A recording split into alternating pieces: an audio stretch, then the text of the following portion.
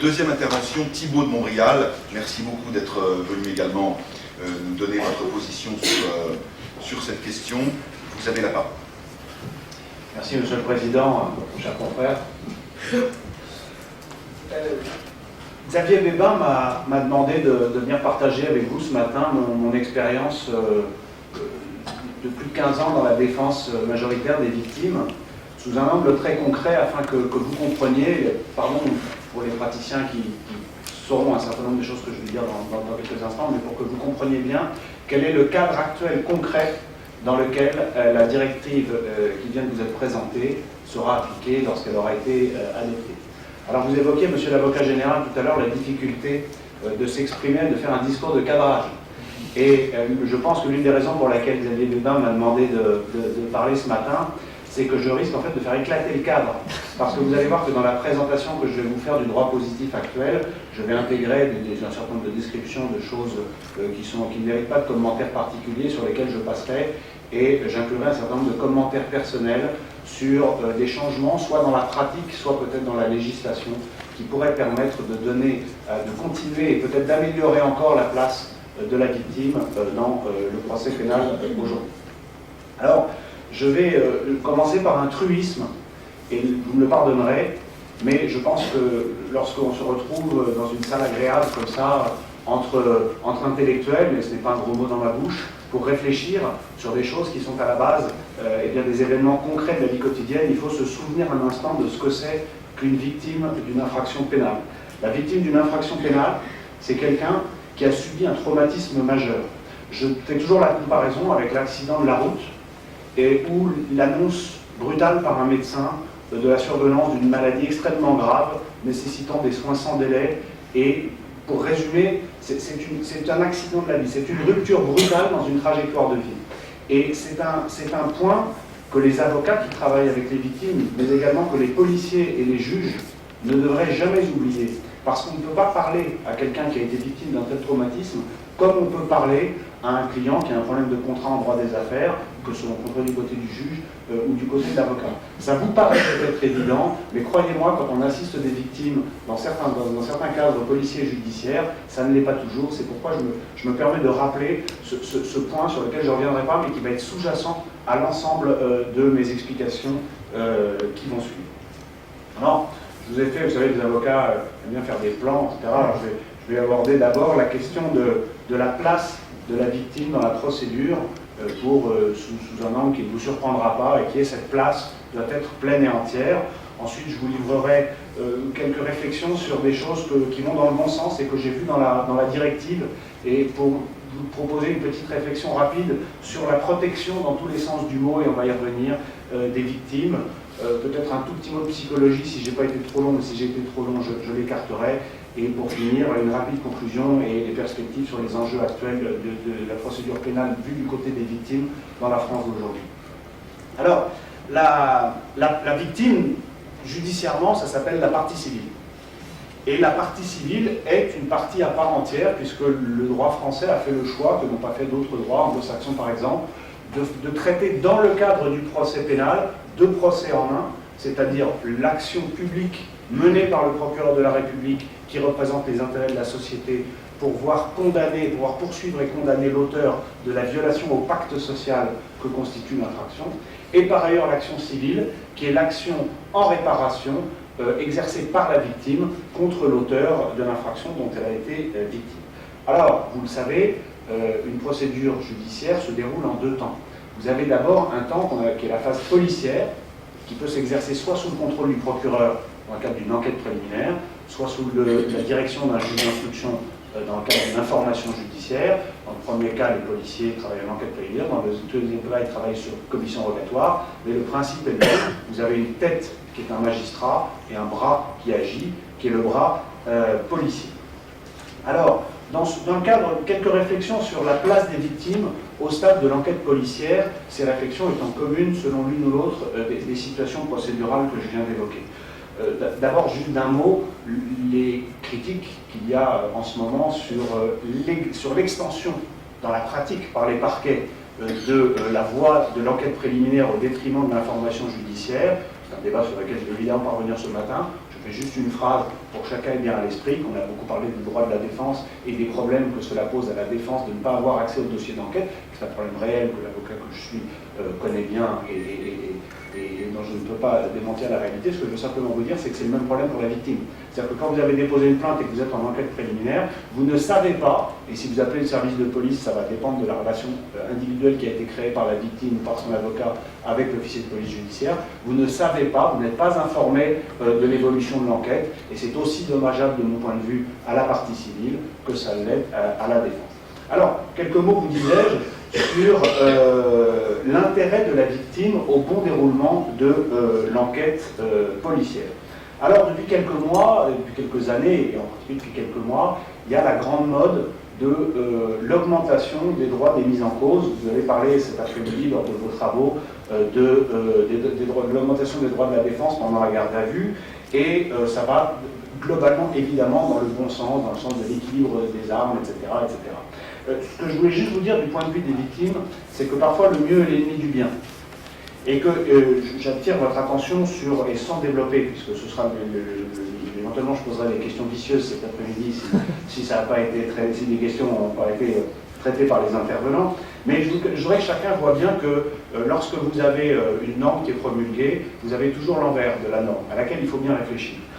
La première chose, très rapidement, c'est que de dire que les mises en cause vont avoir un accès total au dossier. En pratique, ça a la conséquence pratique de thromboser l'enquête pour une raison très simple, c'est que de dire vous, avocat, n'allez pas pouvoir assister quelqu'un pendant la garde à vue sans avoir eu l'intégralité du dossier, c'est donner à l'avocat plus de droits que le policier. Pourquoi? Parce qu'un policier qui travaille sur commission rogatoire, il n'a que la commission rogatoire, il ne lit pas déjà l'entier dossier. Donc ça veut dire qu'en réalité, promouvoir l'accès total au dossier à l'avocat, c'est une vue de l'esprit. D'abord, c'est irréaliste. Qu'est-ce que vous faites dans un dossier où il y a 10 tomes, alors que la garde à vue dure 48 heures, et c'est accorder donc plus de droits à la défense qu'aux policiers eux-mêmes, ce qui est un peu surréaliste si on prend un petit peu de recul et qu'on y réfléchit. Le deuxième élément de réponse là-dessus, lorsqu'un avocat assiste à une mise en examen lors de l'interrogatoire de première comparution chez un juge d'instruction, alors même que le code prévoit l'accès au dossier à l'avocat et qu'il n'y a pas de discussion là-dessus, quand vous arrivez en pratique, le juge d'instruction vous dit « tenez maître, voilà les codes utiles ». Et c'est loyal, c'est-à-dire que le juge d'instruction ne va pas essayer de vous dissimuler des choses, il va simplement avoir fait préalablement un tri, on a confiance dans le tri qui est fait par le juge d'instruction, et ça permet à chacun de travailler, parce que vous imaginez bien que si on dit attendez, avant l'interrogatoire de première comparution, il faut que je lise les 15 tomes, ça n'a tout simplement pas de sens. Le deuxième élément, peut-être un peu provocateur, mais je le dis parce que ça va toujours dans le même sens, c'est que de vouloir que les avocats soient présents en perquisition des mises en cause, d'abord, techniquement, je l'affirme, et je suis prêt à en débattre avec qui vous voudrez, ça ne sert à rien. Et deuxièmement, eh bien, là encore, c'est prendre le temps pour que l'avocat arrive, ce qui est normal, parce qu'à partir du moment où on confère un droit, il faut qu'il puisse être exécuté en pratique, c'est retarder encore l'enquête, et je ne parle même pas de l'hypothèse, parce que bien sûr ça n'existe pas, où tel ou tel avocat fera exprès de ne pas venir tout de suite pour rogner encore sur la durée de la garde à vue de son client, mais ces choses sont évidemment impensables. Le dernier élément que je mettrai en avant là-dessus, c'est que autant le juge, dans les conditions que je vous épargne, peut avoir à dire son mot sur l'éventuel conflit d'intérêts qu'il peut y avoir pour un avocat à défendre deux clients dans un dossier, autant les policiers n'ont pas cette faculté. Et puisque je parle sous l'angle des victimes, je vous pose simplement cette question.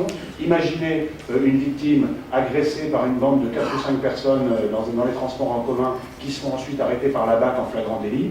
Les 4 ou 5 personnes se retrouvent en garde à vue, désignent le même avocat, et vous avez toujours dans les bandes un meneur et des menés.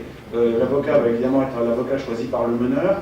On va être obligé d'attendre que l'avocat s'entretienne avec chacun des membres de la bande, puis de différer les auditions, parce qu'il faudra qu'il soit présent avec chacun des membres de la bande lors de son audition. Et donc en pratique, ça veut dire que les chances de résoudre avec efficacité ce dossier très précis, qui n'est pas grave, sauf quand même pour celui qui s'est pris 2-3 points dans la figure et voire éventuellement un coup de couteau en cas d'amitié supérieure entre les parties, eh bien, le cas de voir ce dossier résolu par l'enquête est égal à peu près à 0. Or, les policiers aujourd'hui ne peuvent pas dire « Maître, vous êtes en conflit d'intérêt, me semble-t-il, parce que vous ne pouvez pas défendre ces 5 personnes, alors que peut-être une n'était que spectateur, alors que l'autre pourrait être qualifié d'auteur d'une tentative d'homicide. » Il y a là un vrai problème, qui est un problème que je pense les autorités ordinales devront résoudre, mais vous pouvez me dire que je vais chercher la petite dette, mais c'est une petite dette qui est vécue par les victimes au quotidien, et ce n'est pas aux avocats qu'il faut demander, alors qu'ils sont là pour défendre leurs clients et qu'ils le font très bien, c'est pas aux avocats de le faire tout seul, et bien il faut faire évoluer le cadre déontologique, voire législatif, et adapter notre métier, y compris aux réalités des droits nouveaux que l'on donne aux uns et aux autres. Vous me direz de quoi je me mêle, parce que là j'empiète sur les interventions de cet après-midi. Eh bien je me mêle du droit des victimes, puisque tout ce que je viens de vous dire, ça a comme conséquence d'obérer l'efficacité de l'enquête de police. Et obérer l'efficacité de l'enquête de police, c'est limiter les possibilités d'élucidation. Limiter les possibilités d'élucidation, c'est augmenter le risque que l'auteur s'en tire, pardon de ce raccourci de vocabulaire, et si l'auteur s'en tire, eh bien la victime se retrouve in fine, une fois que la procédure est terminée, avec un auteur ricanant qui se retrouve habitant parfois au même endroit que sa victime, c'est un peu sur lequel on reviendra, parce que la directive y en parle. Donc vous avez là, au-delà des considérations qui sont des considérations de recherche, de débat intellectuel sur l'égalité des armes, le droit de la défense, etc., des conséquences concrètes qui sont des conséquences qui, à mon sens, n'ont pas encore été tirées par le législateur français, et encore moins quand on lit le projet de directive garde à vue par le législateur, si tant est qu'il existe, européen. Et je vous fiche mon billet que dans les mois et les années qui viennent, il y aura au moins une grande réforme de la garde à vue, au cours duquel la durée de la garde à vue sera allongée, vous verrez, parce qu'aujourd'hui les enquêteurs n'ont pas le temps, n'ont plus le temps, compte tenu des droits accordés aux avocats, de consacrer suffisamment de temps à l'enquête pendant les 48 heures de la garde à vue effective. Le nombre d'actes de procédure est tel que le temps est perdu, on attend l'avocat, etc. Donc il faudra étendre la durée de la garde à vue et sans doute rééquilibrer un petit peu tout ça avec la réaffirmation, peut-être plus clairement dans le code encore, de ce qu'on ne peut pas entendre d'une victime, notamment en confrontation avec l'auteur, sans que son avocat soit présent, etc., etc. Je voudrais que ce soit inscrit à peine de nullité dans le code. Aujourd'hui, trop souvent, on dit voilà, on va faire la confrontation. Vous avez l'encapuchonné qui est là avec son avocat, et en face, vous avez la victime qui est là sans avocat. Alors certes, en général, le policier est plutôt favorable à la victime, enfin il faut se poser des problèmes de témoignage, des problèmes factuels, etc. Et il n'y a aucune raison qu'il y ait un déséquilibre des armes en défaveur de la victime dans le cadre de cette enquête de police. Alors j'avance un petit peu, 2 mots sur la procédure d'instruction. Là on a quitté la police, on est maintenant à l'instruction, dans le cadre des affaires très graves où vous avez des informations judiciaires.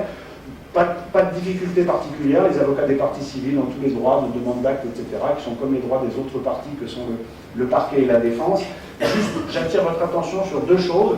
La première, à laquelle personne ne pense, c'est la restitution des scellés. Vous avez évoqué tout à l'heure dans votre propos le droit qui est prévu par la directive à la restitution des biens des victimes.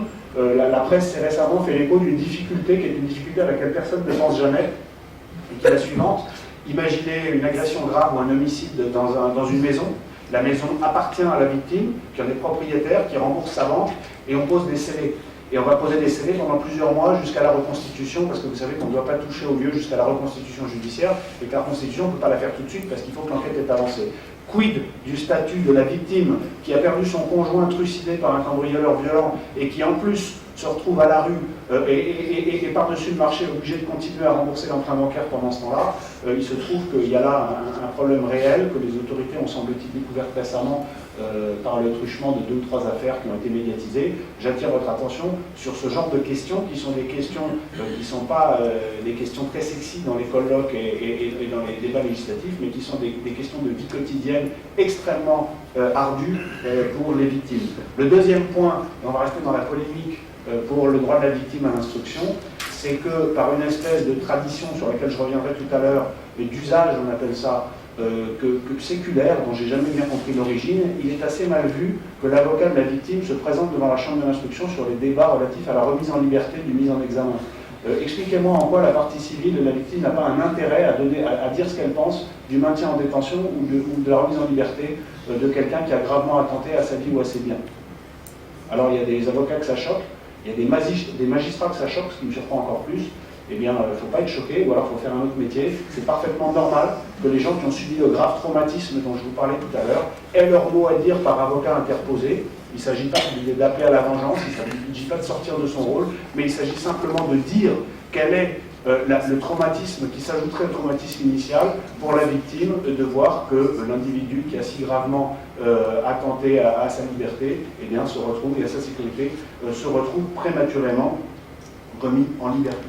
Ensuite, la phase du procès. Alors, je vous disais tout à l'heure, la partie civile, partie à part entière, un mot, ça va de soi, mais ça va encore mieux en le disant, les avocats de partie civile peuvent procéduralement et doivent prendre tout leur rôle au procès. On voit parfois les grands pénalistes de la défense regarder l'avocat de la partie civile avec un peu de morgue.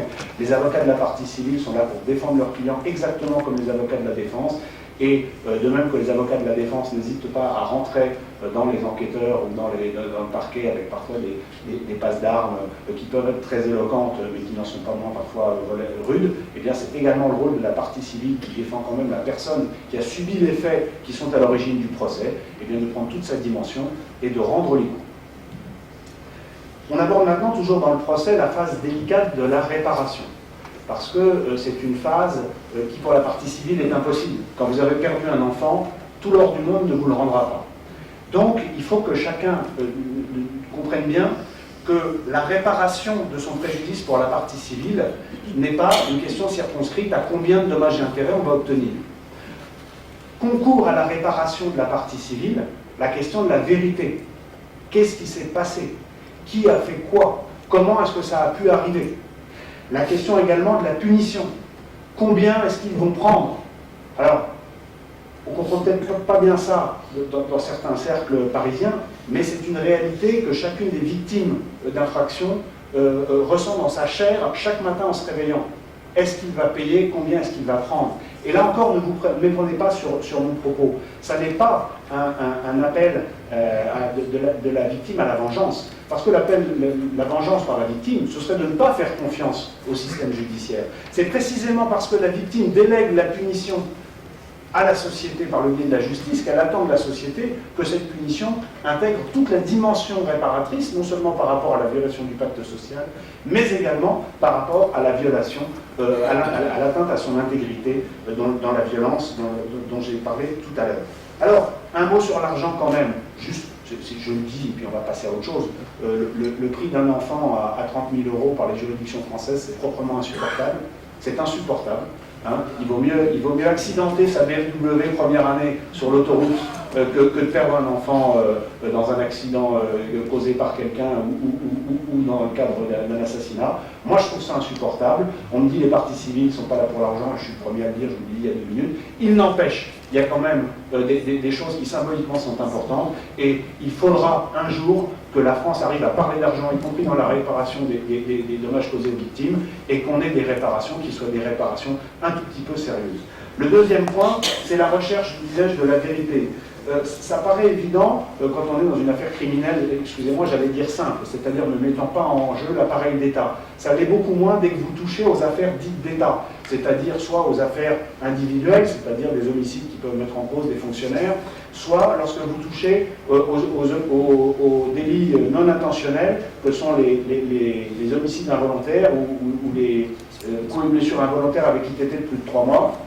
Et pour prendre différents exemples qui sont très éloquents, vous avez les dossiers terroristes dans lesquels parfois la recherche de la manifestation de la vérité sous l'égide du juge d'instruction et de la police, avec le soutien de la victime ou des victimes, se heurte à des raisons d'État et à des considérations diplomatiques. Un certain nombre d'affaires dont on parle en ce moment qui peuvent faire écho là-dessus. Dans l'affaire de Karachi, où je défends les blessés, je ne vous parle pas du volet financier qui ne concerne pas directement les victimes, mais dans le volet terroriste, c'est-à-dire le dossier instruit par M. Trévidic, vous avez aujourd'hui un combat souterrain diplomatique terrible entre la France et les États-Unis pour l'accès à certaines pièces du dossier. Vous avez également des considérations diplomatiques avec le Pakistan. Alors on en parle beaucoup moins que du financement par des casquettes ou des t-shirts de la campagne électorale, mais au sens pénal et au sens de la gravité des choses du point de vue des victimes, c'est évidemment beaucoup plus important ce volet terroriste.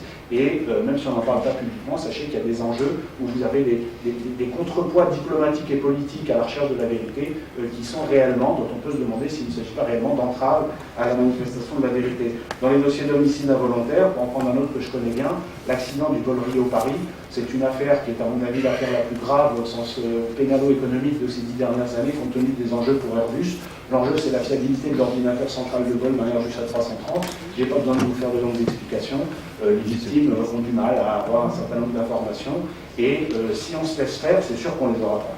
Donc ça fait partie des combats où il faut que la défense des parties civiles prenne toute sa place, y compris pour soutenir le juge d'instruction qui du coup se sentira moins seul, pour que chacune des institutions pèse de son poids et fasse contrepoids peut-être aux institutions plus étatiques. Le troisième point, c'est la punition. Alors la punition, moi je vais vous donner une anecdote extrêmement simple. Il y a quelques années, j'ai été désigné par les parents d'un enfant qui a été mutilé dans des conditions que je vous épargne, abominables. Et heureusement, il n'est pas mort. Et lorsqu'est venu le temps du procès, le père de cet enfant est venu me voir à mon cabinet. Et c'est quelqu'un qui est d'une famille aisée, éduquée, profession intellectuelle supérieure, et qui m'a dit, maître, qui m'a regardé dans les yeux, qui m'a dit, maître, c'est extrêmement simple. La raison pour laquelle on n'a pas pris un avocat commis d'office, on vous a pris, on vous a payé, et il y a une chose que nous voulons, c'est qu'il prenne au moins 20 ans. Et s'il ne prend pas 20 ans, le jour où il sort, je le bute. Et vous savez, il y a des choses qu'on lit dans les yeux des gens, et ils ne plaisantaient pas.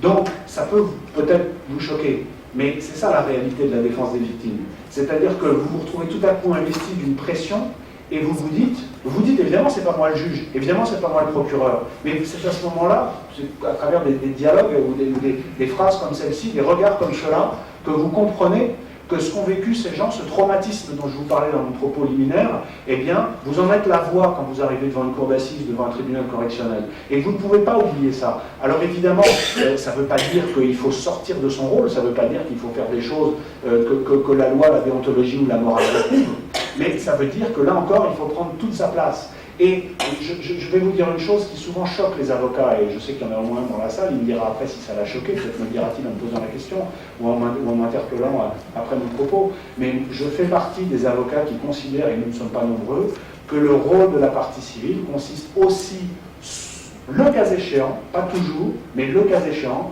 à donner son avis à des jurés aux assises sur la peine qui pourrait être prononcée. Alors il ne s'agit pas de le dire de la même façon que le parquet.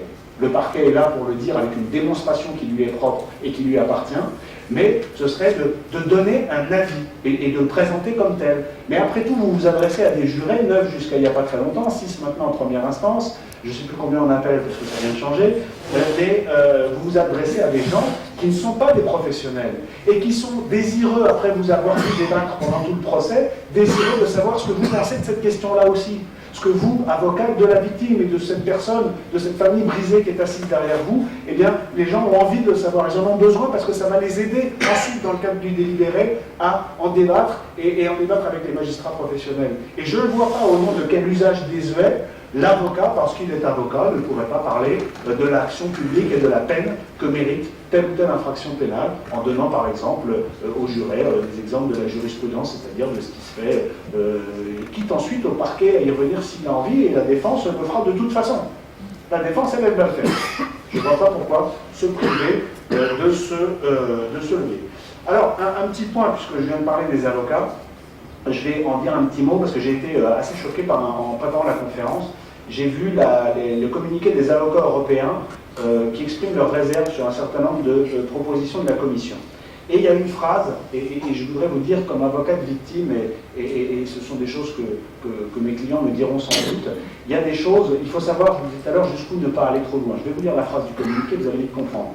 Parmi les sources d'inquiétude, le fait que dans sa version actuelle, le projet affecte la présomption d'innocence des accusés. Ah bon? Écoutez ça. L'utilisation du terme de victime au lieu de victime alléguée est inappropriée avant qu'une décision définitive ne déclare l'accusé coupable et reconnaisse la personne en tant que victime. Cette distinction devrait être claire dans le texte. Autrement dit, on ne devrait plus parler de victime, mais de victime alléguée. Mais à mon sens, il y a une confusion. Autant la présomption d'innocence fait que l'on doit s'interdire de présenter quelqu'un qui est poursuivi comme étant coupable avant d'avoir été jugé de façon définitive par une décision rendue au nom du peuple français. Mais la victime, les coups, elle les a reçus. Le mort, il est mort. Le mort, on ne va pas dire qu'il n'est pas victime. Le mort, on ne va pas dire qu'il est victime alléguée jusqu'à ce qu'il y ait une juridiction qui dise que non, finalement, il est mort. Sinon, ça posera d'ailleurs des problèmes de droit civil sur l'étendue desquels je vous laisse réfléchir. Donc, de dire que quelqu'un est victime, ça ne désigne pas mécaniquement tellement comme auteur de l'infraction dont la personne est victime. Et donc de vouloir renvoyer dos à dos la présomption d'innocence avec une victime alléguée, je trouve que c'est complètement décalé, c'est assez malvenu de la part d'avocats qui réfléchissent, parce que quand on a parti à ces instances, on réfléchit, et je pense là encore, mais comme bien souvent quand je réfléchis à ces questions, que le mieux est l'ennemi du bien. Alors comme je suis trop lent, je vais aller beaucoup plus vite sur la deuxième partie, qui pourtant est intéressante aussi, la protection des victimes telle qu'on la ressent dans la réalité des choses, et telle que la directive en donne quelques exemples aux articles 19 à 23. Je vais procéder, donner le dénoncé, et donner un exemple à chaque fois. D'abord, le droit pour la victime à l'éloignement de l'auteur de l'infraction. En France, c'est traité par le contrôle judiciaire. Mais le contrôle judiciaire, il ne faut pas que les juges oublient de l'appliquer. Je vous donne un exemple très simple. Un de mes clients, avocat, menacé de mort de façon extrêmement sérieuse, plusieurs personnes qui étaient autour de son cabinet depuis 3 semaines se font arrêter, etc. etc. L'un des individus est mis en détention provisoire. Il y reste 8 mois, ce qui est quand même assez long. Et au moment où les juges de la chambre de l'instruction le remettent en liberté, ils oublient de mettre sous contrôle judiciaire avec cette interdiction, avec notamment l'interdiction de s'approcher du domicile et du cabinet de l'avocat, etc. Que fait le type? Il sort de prison, il va sans doute dans un bon resto au Puy dormir, et le lendemain il revient. Et il a fallu qu'il soit réinterpellé, et encore il a fallu faire bouger tout le monde, réinterpellé, etc. Et pour que le juge d'instruction, cette fois-ci, lui colle un contrôle judiciaire. Donc, c'est là plus une interpellation pour les magistrats, il faut se rendre compte de leur réalité. On ne peut pas juste dire c'est bien, il a déjà fait 8 mois de détention provisoire par rapport à la peine encourue, il faut qu'il sorte, et par rapport aux prescriptions du code. Ça c'est normal. Mais encore faut-il à sortir la libération des garanties de façon à ce que l'infraction ne se réitère pas aussitôt l'individu ayant franchi le pas de la maison d'arrêt. Deuxièmement, les intimidations. Encore une anecdote. Une de mes amies magistrats, vous savez, il y a des audiences du pénal de droit commun dans les grands tribunaux où les juges d'instruction et autres magistrats prennent en juge unique une fois par mois. Et elle me raconte une affaire, comme il en arrive des dizaines en Ile-de-France. Une affaire de raquette dans un lycée. Vous avez un lycéen qui est racketté, vous voyez très bien le genre d'affaires dont il peut s'agir. Et arrive à la barre un individu, au moment où on appelle son affaire, un individu en survêtement, avec la capuche, avec la démarche chaloupée, et qui dit « c'est pas moins de dames, c'est pas moins de dames ». Et à ce moment-là, le père, alors qu'évidemment c'était une plainte, c'était déclaratif, hein, c'était l'ado de 14 ans qui avait pété les plombs, qui avait raconté à son père, qui avait été à la police, qui avait donné les éléments, et la police avait fait la procédure, mais il n'y avait pas de preuve flagrante. Et à ce moment-là, le père de la victime qui était là se lève et il dit « Madame, je voudrais vous dire que depuis que monsieur a reçu la convocation, il est venu à plusieurs reprises voir mon fils, et encore tout à l'heure dans la salle des pas perdus, il est venu le menacer en disant « Attention si tu maintiens, etc. etc. » Alors, ma copine, comme c'est ma copine, elle a mis 2 ans ferme au type, en disant « Il ira se débrouiller en appel ». Et sans doute les avocats de la défense talentueux l'ont-ils fait libérer au bout de 20 jours en disant que c'était attentatoire à ses droits et scandaleux qu'il ait pris une peine aussi lourde pour avoir commis des faits qui finalement n'étaient pas si graves que ça. Il n'empêche que dans la réalité des choses, ce genre de comportement, ça arrive quotidiennement dans les tribunaux correctionnels. Et la directive a le mérite de prévoir, et je la cite, de prévoir des salles d'attente distinctes ou surveiller l'arrivée de la victime ou de la personne poursuivie pour éviter, ça c'est moi qui le rajoute, de se retrouver nez à nez dans la salle des pas perdus ou, comme on me l'a raconté il y a quelques années, pire encore, dans le parking du palais de justice de Paris. Le troisième point que je tiens à souligner, c'est le droit à voir les peines exécutées et à être informé et invité à donner son avis au moment où on envisage la remise en liberté. Stéphane Maître me rappelait tout à l'heure, Stéphane Maître qui a été en pointe de ce combat pour les avocats des victimes il y a quelques années et qui est un des précurseurs des décisions en ce sens, me rappelait à quel point les magistrats, lorsque vous vous présentez devant une commission d'application des peines ou un tribunal d'application des peines et que la question de la remise en liberté se pose, à quel point les magistrats sont encore étonnés, peut-être même choqués parfois, de voir arriver l'avocat de la partie civile pour donner son avis.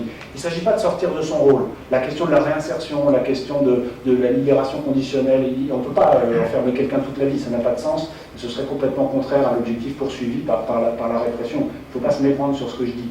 Mais au moins que la voix de la victime et de la partie civile soit entendue. Dites-vous que jusqu'à 2004, la victime ne savait pas quand la personne était remise en liberté et qu'aujourd'hui, pour des peines dont on ne se souvenait plus tout à l'heure si elles étaient inférieures à 5 ou 10 ans, eh bien, les victimes ne savent toujours pas quand les gens sont remis en liberté avec ce genre de scène un peu surréaliste qui consiste tout à coup à se retrouver à l'arrêt de bus avec celui qui vous a tourmenté il y a 3 ou 4 ans. Ce sont là des choses qui sont des choses concrètes, qui ne sont pas forcément spectaculaires politiquement, mais qui sont des choses que les victimes ressentent quotidiennement dans leur chair et qui peuvent pourrir des vies au sens propre comme au sens figuré.